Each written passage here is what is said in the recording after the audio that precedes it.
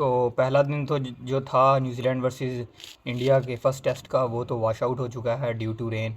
और अब क्या क्या होगा कल, किस तरह से वेदर होगा, उसके बारे में भी आज थोड़ी सी बात करेंगे। और अभी टॉस भी नहीं हुआ था एक्चुअली, तो टीम्स कॉम्बिनेशन भी अभी हम नहीं जानते एग्जैक्टली क्या हो सकते हैं।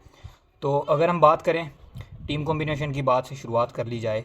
इंडिया से अगर हम शुरुआत चलिए करते हैं, तो बहुत ज़्यादा गुंजाइश नहीं है वैसे टीम में चेंजेस की, जो कि बांग्लादेश के अगेंस्ट सीरीज़ थी। अगर उससे हम फॉरवर्ड लेकर चलें, अगर शायद अब ये देखने लायक चीज़ ये होगी कि क्या 3-2 कॉम्बिनेशन होगा विथ 3 स्पिनर्स एंड 2 सीमर्स, या फिर 3 सीमर्स या 2 स्पिनर्स होंगे। डिबेट सिर्फ इसी चीज़ की है। बुमराह और सिराज 2 सीमर्स हो गए आपके फ्रंट लाइन।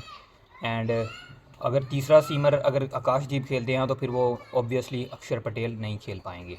और अगर अक्षर पटेल भी तीसरा स्पिनर खेलता भी है, तो क्या वो अक्षर पटेल होंगे या फिर कुलदीप यादव होंगे, इस पर भी आज थोड़ी सी बात करेंगे अगर हम।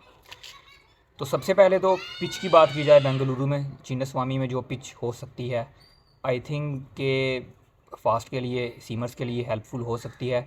तो you can say that India might go with 3 seamers with Akashdeep, Mohammad Siraj and Jasprit Bumrah, and just stick with only 2 spinners in Ravindra Jadeja and Ravichandran Ashwin. That also makes sense, but we don't know exactly कि pitch किस तरह से behave करेगी।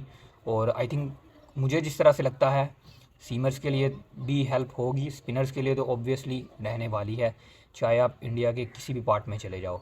लेकिन seamers के लिए अगर थोड़ी सी भी हेल्प रहती है तो India won't be shy, won't be reluctant to go with 3 seamers. एक तो बात ये होगी। देन बैटिंग की तरफ अगर हम आएँ, तो बैटिंग में I think there is no I think doubt के कहीं पर गुंजाइश है बैटिंग में चेंज की किसी भी जगह, क्योंकि एवरी टॉप 6 की अगर आप बात करो, ओपनर से अगर शुरुआत कर लें, यशस्वी जायसवाल, रोहित शर्मा कैप्टन, इनमें आप किसी को भी रिप्लेस नहीं कर सकते। 3 नंबर पर शुभमन गिल, जो कि बांग्लादेश के अगेंस्ट जो सीरीज़ थी, he was decent in the series against Bangladesh. Virat Kohli, वो तो आप, वो टॉपिक तो है ही नहीं उनको ड्रॉप करने का या रिप्लेस करने का। 5 पर ऋषभ पंत, वो भी ऑब्वियसली खेलेंगे, उन्होंने भी सेंचुरी स्कोर की है अगेंस्ट बांग्लादेश। देन 6 पर के राहुल आएंगे, और आई थिंक वहाँ पर भी कोई सेंस नहीं बनती किसी रिप्लेसमेंट की। और उसके बाद तो बॉलिंग में हम बात कर ही चुके हैं, वहाँ पर भी सिर्फ एक चेंज की गुंजाइश है, या तो आकाशदीप खेलेंगे या उनकी जगह कुलदीप या अक्षर में से कोई एक खेलेगा। तो ये तो हो गया इंडिया का कॉम्बिनेशन। न्यूजीलैंड के कॉम्बिनेशन की अगर हम बात कर लें, तो I think New Zealand also might go with 2 spinners, 2 front line spinners, जिसमें सबसे पहला नाम तो एजाज़ पटेल का होगा, और दूसरे स्पिनर के तौर पर मिचेल सेंटनर, फ्रंट लाइनर आपके पास स्ट्रेट अवे नाम आते हैं, लेकिन उनके अलावा इस सोडी का भी ऑप्शन है आपके पास, और उसमें कौन होगा आई डोंट नो। तो 2 स्पिनर्स और 2 सीमर्स, जिसमें से फर्स्ट चॉइस होगी विलियम और would, who was really impressive in the New Zealand. भले ही वो सीरीज़ हारी हो न्यूजीलैंड ने, लेकिन वो एक फाइंड ऑफ द सीरीज़ रहे थे वो। देन दूसरा सीमर कौन होगा, मैट हेनरी होंगे क्या वो, या फिर टीम साउदी होंगे। I think Matt Henry must be there, should be there, he is got an edge over Tim Southee. तो 2 सीमर्स ये हो गए, साउदी, सॉरी हेनरी और विलियम और उर्क। स्पिनर्स में I will pick Ajaz Patel along with I think Ish Sodhi को आप try कर सकते हो, क्योंकि फिर वो थोड़ा सा वन डायमेंशनल अटैक नहीं रहता। 2 लेफ़्ट आर्म अर्थोडॉक्स के साथ आप नहीं जाओगे आइडियली जाना। और जो 5th बॉलिंग ऑप्शन है आपके पास, वो फिर ग्लेन फिलिप्स भी रहते हैं नंबर 7 पर, जो कि बैटिंग भी आपको देती हैं। 3 नंबर पर विल यंग रिप्लेस करेंगे ऑब्वियसली केन विलियमसन को, जो कि अवेलेबल नहीं है फर्स्ट टेस्ट के लिए, ही इज़ इंजर्ड। तो उसके अलावा न्यूजीलैंड बैट लाइनअप में भी कोई ज़्यादा गुंजाइश नहीं है कहीं पर चेंजेस की।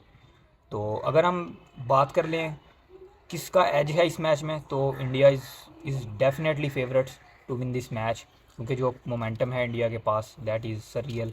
एंड जिस तरह की फॉर्म में हैं बैटर्स, सभी बैटर्स, सिर्फ विराट कोहली आई थिंक है जो कि अमंग द रन्स नहीं हैं, लेकिन वो भी आउट ऑफ फॉर्म हमें नहीं नज़र आए।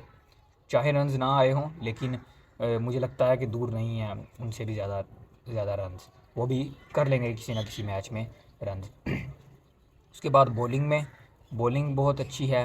आकाशदीप बैकअप के तौर पर एक बहुत बड़ा फाइंड है इंडिया के लिए, क्योंकि अगर मोहम्मद शामी नहीं हैं यहाँ पर, और अगर ऑस्ट्रेलिया में भी नहीं होते अनफॉर्चुनेटली, तो आकाशदीप का होना एक तगड़े बैकअप बॉलर का होना बहुत ज़रूरी है इंडिया के लिए। आई थिंक इसी वजह से 3 सीमर्स के साथ जा रहा है वो। ऑस्ट्रेलिया की तैयारी की भी कहीं ना कहीं झलक हो सकती है इसमें रोहित शर्मा की तरफ से। मोहम्मद सिराज का मतलब रोल, सबसे पहली बात तो है, बहुत मिनिमम हो जाता है यहाँ पर सीमर्स का इंडिया में, या फिर सब कॉन्टिनेंट में, एशिया में कहीं भी आप बात कर लो। तो आप ज़्यादा एक्सपेक्ट नहीं करते अपने सीमर से, लेकिन फिर भी मोर देन इनफ आपको बॉलिंग करके देते आए हैं।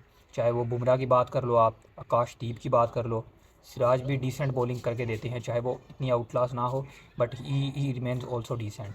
स्पिनर्स तो आपके ऑलवेज़ जो है फ्रंट लाइनर्स होते हैं, अश्विन और जडेजा। तो इस तरह से बहुत ज़्यादा तब्दीलियों की भी ज़रूरत नहीं है इंडिया को, और ना ही होंगी। और इस तरह से मोमेंटम भी है कैरी किया हुआ, और India won't want this match to be draw, क्योंकि उनका जो अभी मोमेंटम लेकर चल रहा है इंडिया, वो बहुत अच्छा है। और इंडिया किसी भी तरह से इस मैच को पॉइंट्स ना लेने में बहुत डिसअपॉइंट होगा अगर इंडिया को 2 पॉइंट्स नहीं मिलते। ड्रॉ होता है तो इंडिया के लिए ये डिसअपॉइंटमेंट होगी।